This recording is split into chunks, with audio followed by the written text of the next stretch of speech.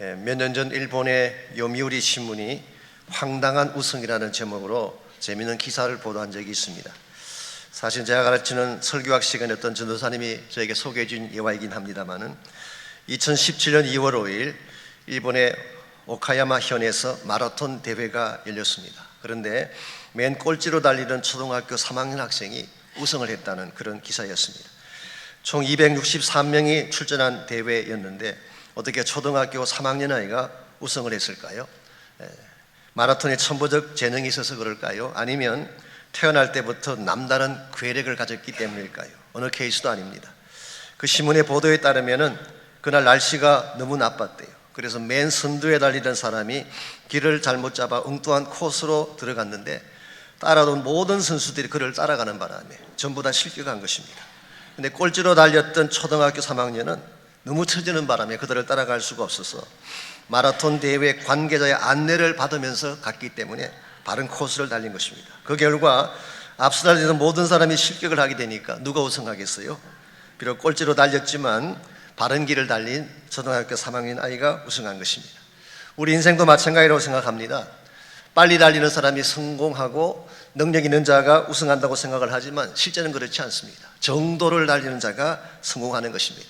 하나님께서 여러분과 저에게 주신 달려야 될 바른 길이 있는데 이 바른 길을 선택하고 바른 길을 향해 나아갈 때에 최상의 축복이 주어지게 되고 최대의 열매가 맺혀지게 되는 것입니다. 아무리 똑똑하고 유능한 사람이라고 할지라도 만일의 경우에 정도를 벗어나게 된다면 결국은 실격자가 될 수밖에 없습니다. 실제로 몇 년 전에 미국을 떠들어가게 했던 큰 스캔들이 하나 있었습니다.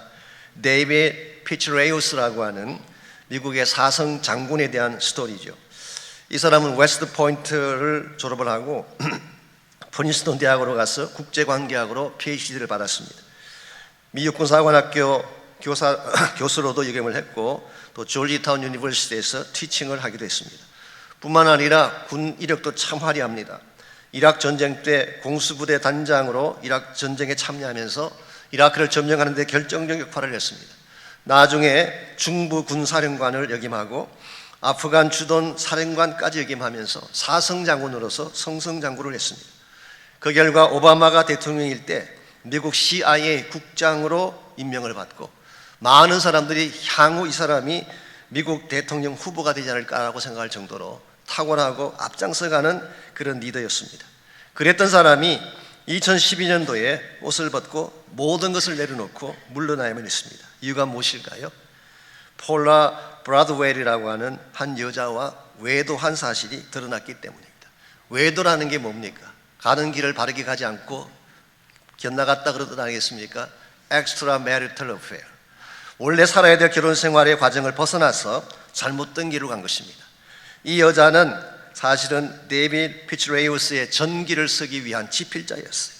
그런데 지필한답시고 인터뷰를 하느라고 자꾸 만나게 되니까 그 넘어서는 안 될 선을 넘고 외도를 하게 된 것입니다. 여러분, 유능하다고 해서 꼭 성공하는 거 아닙니다.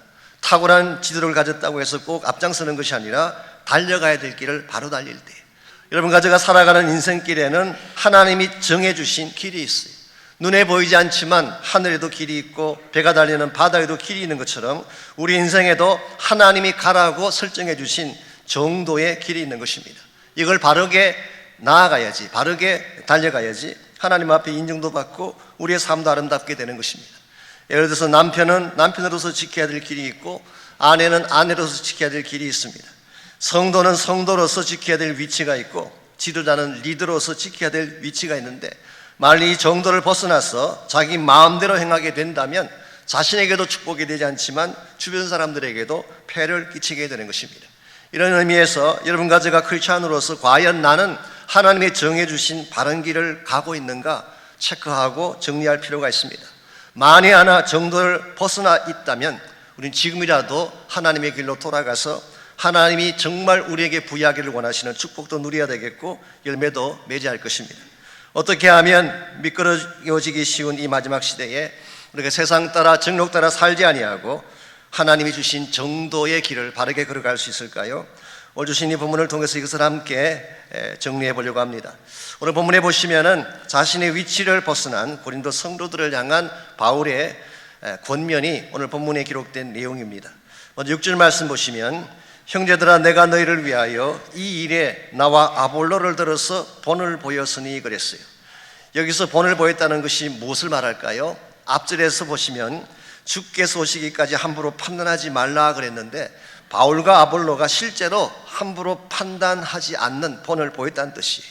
그래서 교회 내 스스로 판단하고 비판하는 많은 사람들이 있었지만 바울과 아볼로는 함부로 판단하지 않고 주께 판단을 맡기는 그 본을 보였어요. 왜 이와 같은 것을 했을까요? 오늘 본문을 계속 보시면 이는 너희로 하여금 기록된 말씀 밖으로 넘어가지 말라 한 것을 우리에게 배우게 하기 위해서. 여기 기록된 말씀 밖으로 넘어가지 말라, do not go beyond what is written. 기록된 것 바깥으로, 그 너머로 가지 말라 그런 뜻이. 이것은 바로 말씀의 바운다리를 넘어서지 말라 그런 뜻이. 어떤 성경학자는 이 기록된 것을 구약 성경이라 설명하기도 했고요. 벵겔 같은 사람, 또 존 켈빈이나 마틴 루트 같은 사람은 그렇게 설명하지 않고 사도 바울이 지금까지 했던 지혜의 말씀들을 뜻한다, 그렇게 해석하기도 했어요. 어느 경우를 택하더라도 하나님 말씀이라는 것은 변함이 없습니다. 하나님께서 우리에게 말씀을 주신 이유는 말씀의 길을 따라 살라고 주신 거예요. 이 말씀의 길을 넘어서든지 하나님의 설정하신 말씀의 길을 떠나게 되면 우리 인생이 잘 될 것 같지만 실제로는 탈선한 열차처럼 망가지게 되고 부서지게 되는 것입니다. 열차가 바르게 달리려면 레일 위를 달려야 되지 않겠습니까? 만일 열차가 그 레일을 벗어나게 된다면 순식간에 뒤집어지고 파괴되는 것처럼 오늘 여러분과 제가 하나님 말씀의 정도를 넘어서서 내 마음대로 산다면은 우리 인생이 바로 될 수가 없고 궁극적으로는 망하게 되고 패망하게 된다는 사실을 오늘 성경이 지적해 주고 있습니다. 오늘날 많은 사람들이 내가 사는 것인데 내 마음대로 살면 되지, 내가 하고 싶은 대로 하는 것이 참 자유자의 길이 아니냐, 그렇게 말씀하실지 모르지만 실상 그렇지 않습니다. 하나님을 떠나서 내 마음대로 살게 되면 여러분이 생각하는 만큼 행복이 오지 않아요. 그 좋은 예가 누가복음 15장에 나오는 탕자의 케이스입니다. 탕자가 아버지 곁을 떠나갈 때에 본인은 그렇게 생각했겠죠. 아버지 품을 떠나서 내 마음대로 사는 것이 행복의 길이다, 그게 참된 자유의 길이 아니냐, 그렇게 생각하고 아버지 집을 떠나갔는데 막상 아버지 집을 떠나갔더니 어떤 생활이 기다리고 있었나요? 자기 하고 싶은 건 마음대로 했어요. 그 결과 어떤 삶을 그가 경험하게 됐나요? 가진 거 다 잃어버리게 되고 인간성 상실하게 되고 그 존귀한 인간이 돼지우리에 들어가서 돼지가 먹는 쥐암 열매를 얻어먹는 그런 실상이 되고 말지 않았습니까? 하나님 떠나는 것이 자유의 길이 아닙니다. 하나님 안으로 돌아가야지 우리 인생이 복을 받는 것입니다.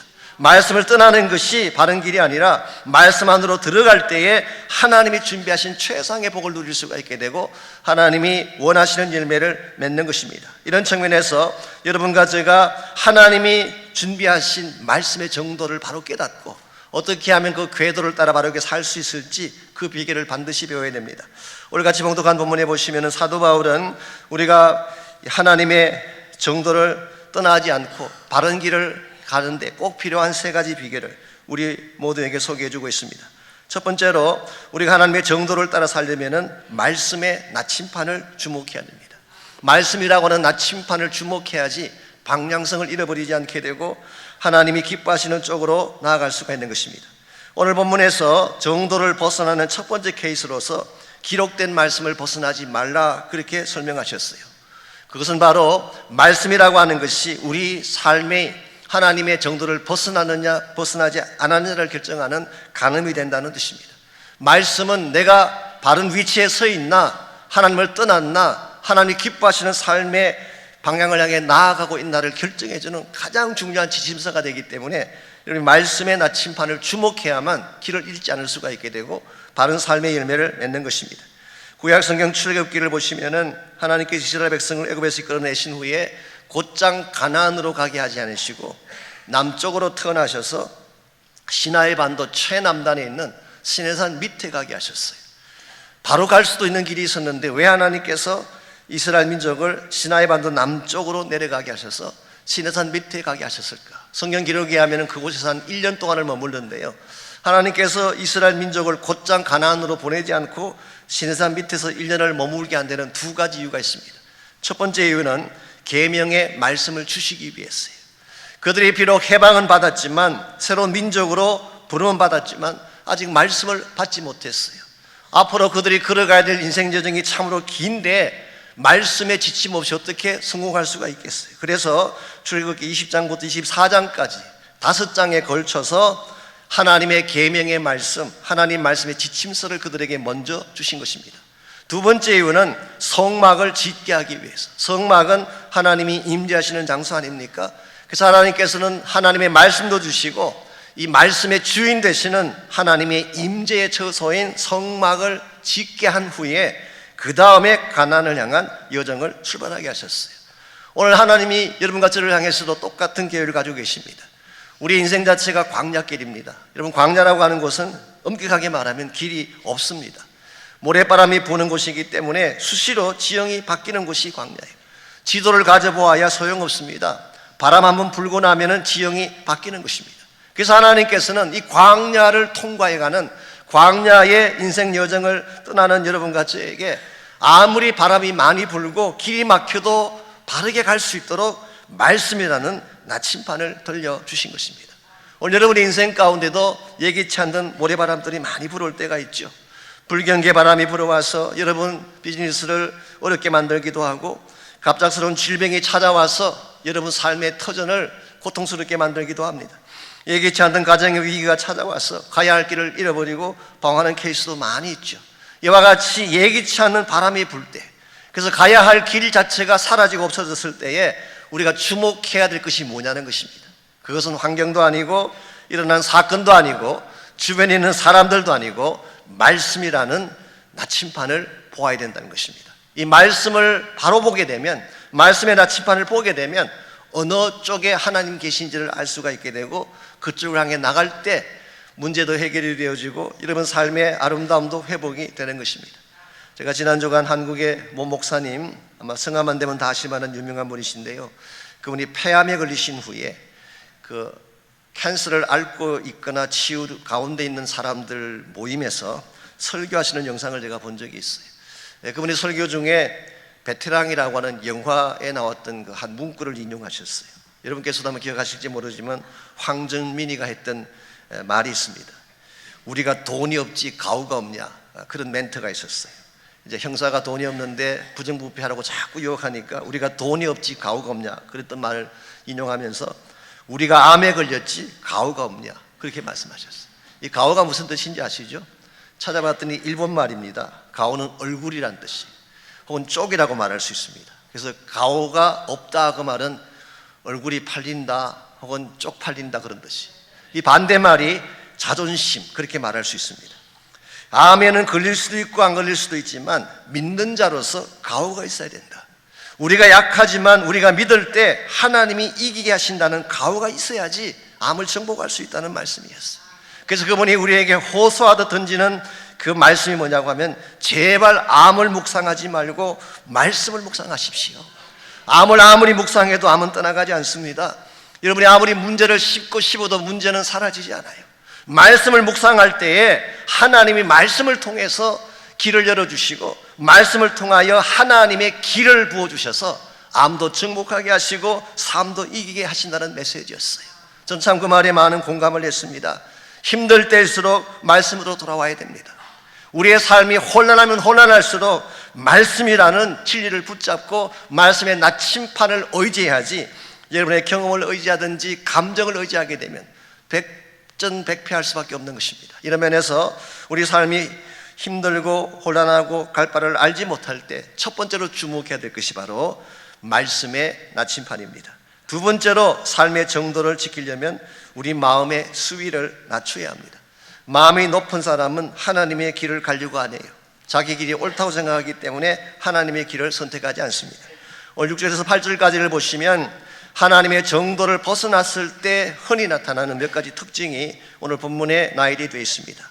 먼저 6절 하반부를 보시면 하나님의 길을 벗어났을 때 일어나는 첫 번째 특징이 교만이에요. 교만.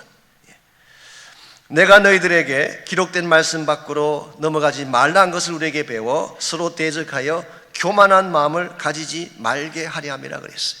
아마도 고린도 교회 안에는 자신이 잘났다고 생각하는 교만한 자들이 많았던 것 같습니다. 사람이 교만하면요, 다른 사람 말을 듣지 않습니다. 자기가 옳으니까.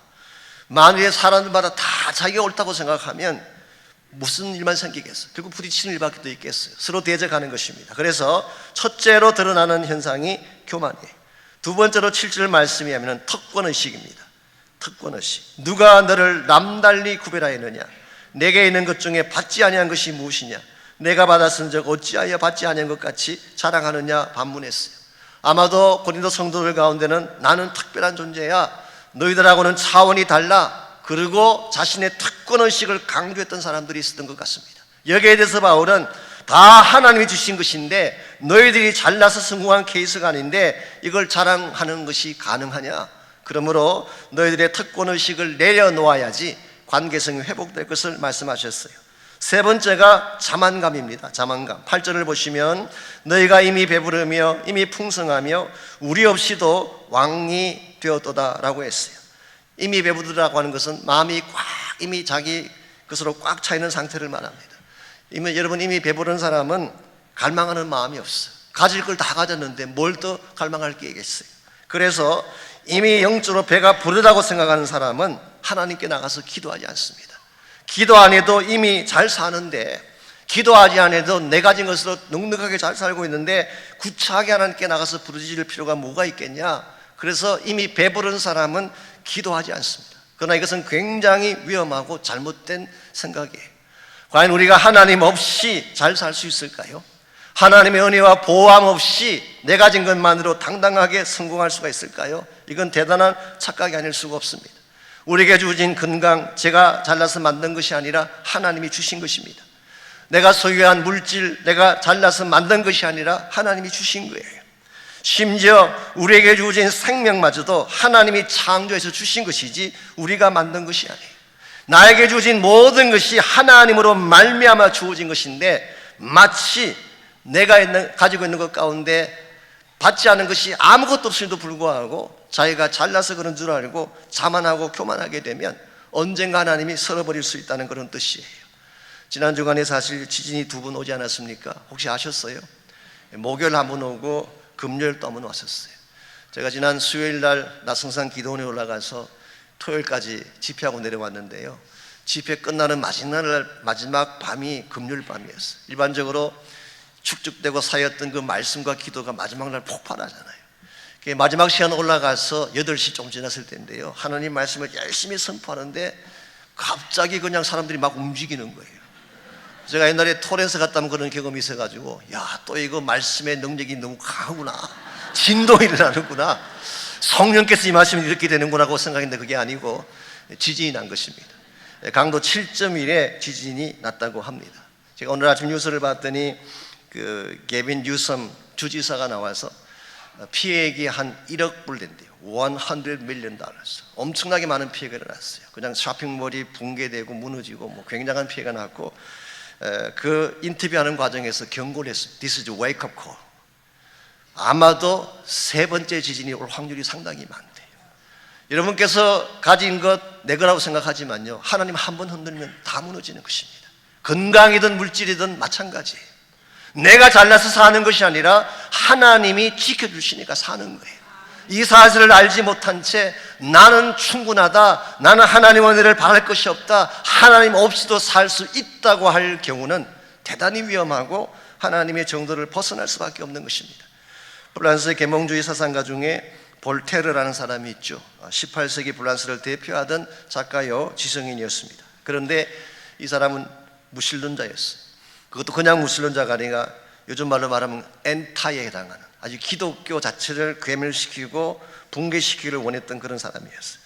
그래서 볼테르는 공연하게 이런 말을 했습니다. 지난 1700년 동안 많은 사람들이 기독교라고 하는 망상에 사로잡혀 왔는데 나는 이것을 50년 안에 깨뜨리겠다, 그렇게 이야기했어요. 그리고 또 한마디 더 했습니다. 성경책을 다 진리의 말씀이라고 믿고 있는데 100년 안에 이 성경책은 사라지게 될 것이다, 이런 예언까지 했었어요. 그야말로 하나님에 대해서 겁없이 함부로 한 이야기죠. 그랬는데 볼테르에게도 죽음이 찾아왔어요. 이제 얼마 남지 않은 시간 가운데서 그때도 볼테르에게 이런 큰 소리를 쳤을까요? I don't think so. 그는 죽음의 질병 앞에 의사에게 이렇게 애원했다고 합니다. 6개월만 더 살게 해달라고, 6개월만 더 살게 해주면 내 재산의 절반을 주겠다고 예언했지만 의사는 말합니다. 6개월이 아니라 6주도 살기 힘들 것입니다. 그리고 그는 결국 세상을 떠났고 죽는 순간에 나는 지옥으로 간다는 말을 남기고 비참하게 떠났다고 합니다. 한 가지 아이러니한 사실이 뭔지 아십니까? 볼테르가 100년 안에 사라질 것이라고 했던 그 성경책은 아직까지도 베스트셀러예요. 세계 모든 사람들이 보는 가장 많이 팔린 책이 됐어요. 더구나 놀라운 사실은 볼테르가 죽은 후에 그의 집을 불란스 성수 공회에서 구입을 했어요. 그리고 그 집을 성경을 보관하는 창고로 사용하는 바람에 마룻바닥부터 천장까지 성경으로 가득 찬 집이 됐어요. 어떤 목사님이 이것을 재미있게 표현했습니다. 이게 하나님의 블랙 코미디래요. 성경이 없어진다고 내가 너 집을 사서 성경 창고로 만들리라. 그래서 만든 것이 볼테르의 집이래요. 오늘 사실 많은 사람들이 하나님을 함부로 대하고 하나님 없이 살 수 있다고 이야기하지만 실제로 하나님이 우리를 떠나면 우리는 끝나는 것입니다. 오늘 우리가 정말 하나님 앞에 바른 자세로 살려면 나는 모든 것을 가졌다, 배부르다 그렇게 말할 것이 아니라 나의 마음을 낮추어서 하나님의 은혜를 구하는 것입니다. 나의 연약성을 고백하고 엎드릴 때에 하나님이 진정한 차원의 은혜를 베풀어 주시고 회복을 주시는 것이지, 가졌다고 생각하는 자에게 하나님이 임할 리가 없습니다. 하나님이 필요 없다고 하는 사람에게, 기도를 스탑한 사람에게 하나님이 어떤 기적을 주실 수가 있겠어요? 이런 면에서 나의 마음을 낮추는 것, 겸손하게 하나님 은혜를 구하는 것은 굉장히 중요한 것입니다. 열왕기하 5장에 보시게 되면 나아만이라고 하는 사람의 스토리가 나오죠. 아주 잘 아는 이야기입니다. 이 나아만은 아람 군대 장관이었어요. 아람이라는 나라는 그 당시 근동 지방을 지배했던 큰 엠파이어, 제국이었습니다. 시리아 제국이죠. 그 시리아 제국의 군대 장관이니까 권세와 능력이 얼마나 막강했겠어요. 그러나 그의 몸 안에는 문둥병이라고 하는 아주 더럽고 누추한 질병이 있었습니다. 아침이 되고 낮이 되면 이 나만 장군은 옷을 잘 차려입고 바깥으로 나갑니다. 화려한 갑옷을 입고 장식을 달고 나가면 수많은 사람들 그 장식을 보고 박수를 치고 환호하고 그에 대해서 영광을 돌릴 것입니다. 그런데 하루 일과가 끝나고 집으로 돌아와서 갑옷을 벗으면 무엇이 보일까요? 낮 시간 동안에 그렇게 화려했던 갑옷을 벗는 순간 자기 안에 썩어 들어가는 자신의 몸, 정말 사계 상하에서 진물이 터져나오는 자신의 실체를 보고 그런 자신 앞에 비참함을 느낄 것입니다. 이와 같은 나만에게 필요한 게 뭘까요? 내가 군대 장관인데 라고 하는 자존심일까요? 내가 그래도 막강한 힘을 가진 사람인데 이와 같은 교만한 마음일까요? 아닙니다. 하나님의 은혜를 구하는 거예요. 그래서 비록 계집 아이가 제안한 것이지만 그는 요단강까지 왔고 요단강에 7번 몸을 잠그는 일을 했고 그 결과 어린아이의 피부같이 깨끗하게 고침받는 역사를 경험하게 됐습니다. 오늘 여러분과 저의 삶도 마찬가지입니다. 마음을 낮추면 하나님이 임하세요. 교만하게 되면 하나님이 떠나갔어요.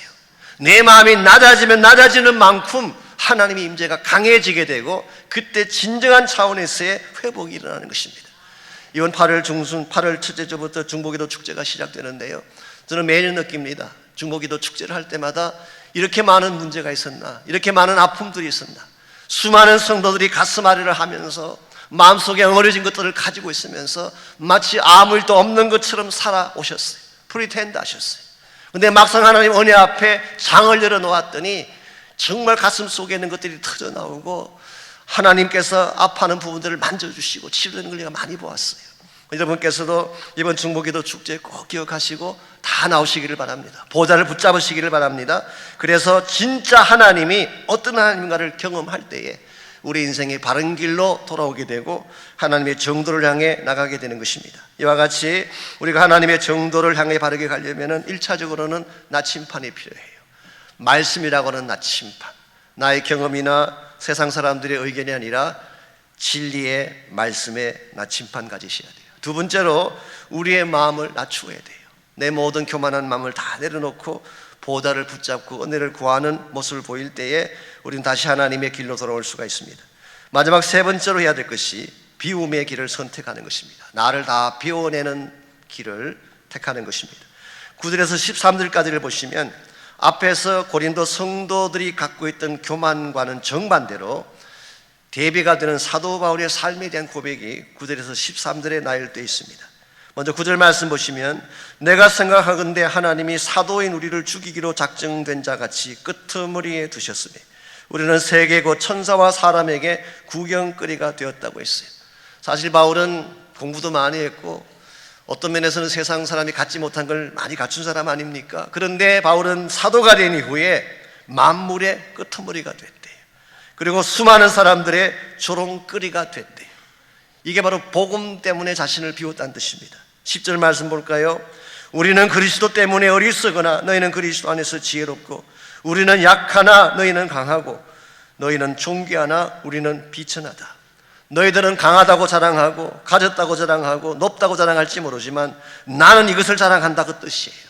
그리스도 때문에 어리석은 자가 된 것, 그리스도 때문에 비천한 자가 된 것, 예수 그리스도 때문에 수많은 사람들에게 ridiculed, 조롱받고 천시받는 자가 된 것, 이것이야말로 하나님이 나에게 주신 복이라는 사실을 밝히고 있어요. 11절 바로 이 시각까지 우리가 줄이고 목마르며 헐벗고 메맞으며 정처가 없고 또 수고하여 친히 손으로 일을 하며 모욕을 당한 적 축복하고 박해를 받은 적 참고 비방을 받은 적 고면하니 우리가 지금까지 세상의 더러운 것과 만물의 찌꺼기같이 되었다고 고백했습니다. 저는 여기에 사도 바울의 비움에 철학이 있다고 생각합니다. 바울은 자랑할 것이 많았지만 자랑하지 않았어요. 누구보다도 자존심이 높았지만 자존심 내세우지 않았어요. 많은 권력과 권세를 소유했지만 자기 권리 주장하지 않았어요. 얼마든지 영광스럽게 안정되게 살 수 있는 길이 있었지만 바울은 그 길을 택하지 않았어요. 오히려 나의 자랑을 다 내려놓고 나의 자존심과 권리와 평안할 수 있는 그와 같은 특권과 내가 누릴 모든 영광을 다 내려놓고 오직 한 분, 예수 그리스도의 복음의 영광을 위해 자신을 드리는 삶. 바울은 이것을 기뻐했고 이것을 감사하며 오늘 본문의 말씀을 적고 있습니다. 사도 바울이 이와 같이 자신을 비운 것은 누구 때문이 아닙니다. 누가 강요하기 때문에, 누가 협박하기 때문에 비운 것이 아니라 예수님 만난 이후에 그 사랑이 너무 감사해서 주님 만난 가치가 자신의 최대 가치이기 때문에 다른 무엇과 비교할 수 없을 정도로 존귀한 예수를 만났기 때문에 그가 지금까지 자랑했던 모든 것들을 배설물같이 여기고 하나님의 부르심과 사명을 위해 달려간 바울의 모습을 발견할 수가 있습니다. 오늘 이 시대를 사는 많은 사람들이 자기를 위한 삶이 행복을 위한 길이라고 생각합니다.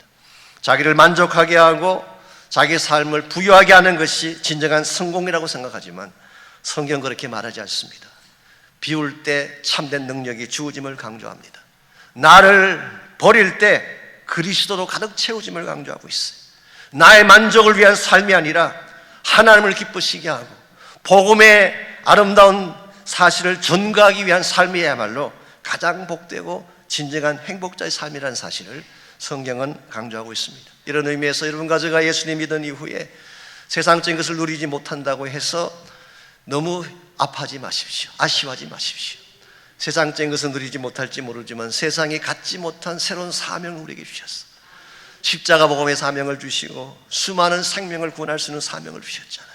이것은 우리에게 부과되어진 짐이 아니라 능력의 원천이고 축복의 원천인 줄 믿습니다. 이스라엘 사람들이 만든 동화 중에 새들의 불평이라고 하는 그런 이야기가 있습니다. 창조자 하나님께서 각양각색의 동물을 만들어서 산으로 들로 바다로 다 내려보내는데 그 과정에서 유독 새들의 입만 뾰루퉁하게 튀어나와 있어요. 새들의 입이 튀어나와 있잖아요. 다른 동물들에게는 하나님이 튼튼한 다리를 만들어 주셔서 마음대로 뛰어다니고 그렇게 하셨는데 왜 우리에게는 가는 다리를 주셨습니까? 그리고 다른 동물에게는 주지 아니한 양어깨 두터운 어떤 짐을 하나 얹어 주셔가지고 무겁게 살도록 그렇게 하셨습니까? 이렇게 불평하는 새들의 불평을 듣고 계신 하나님이 빙기레 웃으시며 이렇게 말씀하십니다. 그래 너희들이 무거운 짐으로 생각하는 날개를 한번 활짝 펴보아라.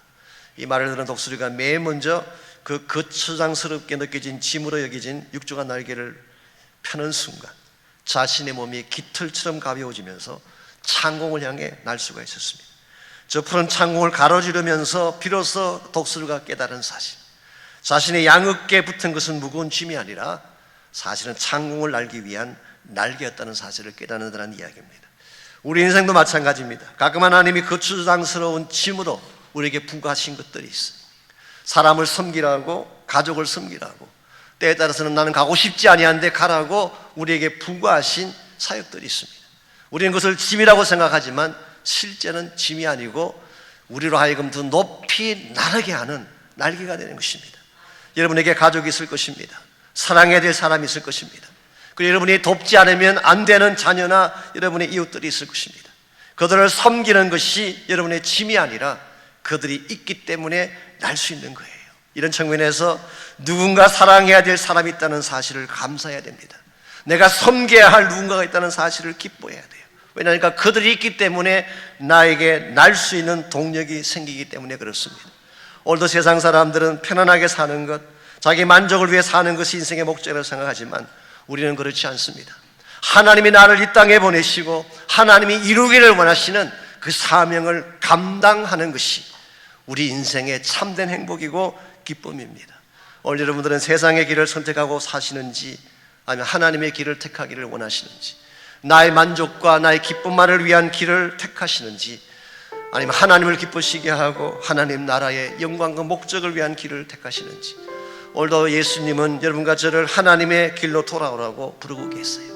세상 가운데 서성거리면서 세상의 쾌락을 향해 나아가면서 하나님도 잊어버리고 내 자신의 욕망만을 위해 살아가는 여러분과 저를 향하여서 이제는 돌아오라, 하나님의 정도로 돌아오라, 지금도 주님 말씀하고 계세요. 오늘 여러분 한 분 한 분이 이 말씀을 듣고 참으로 내가 달려가야 될 바른 길이 이 세상의 길이 아니라 하나님의 길인 사실을 인정하고 하나님께로 돌아올 때 여러분은 다시 새롭게 시작하실 수가 있고 여러분이 살아가는 남은 여생이 가장 값지고 아름다운 열매를 맺을 수가 있습니다. 이런 의미에서 우리 모두가 이 시간 함께 기도할 때에 참으로 나의 인생이 주님이 기뻐하시는 바른 길에 서게 하십시오.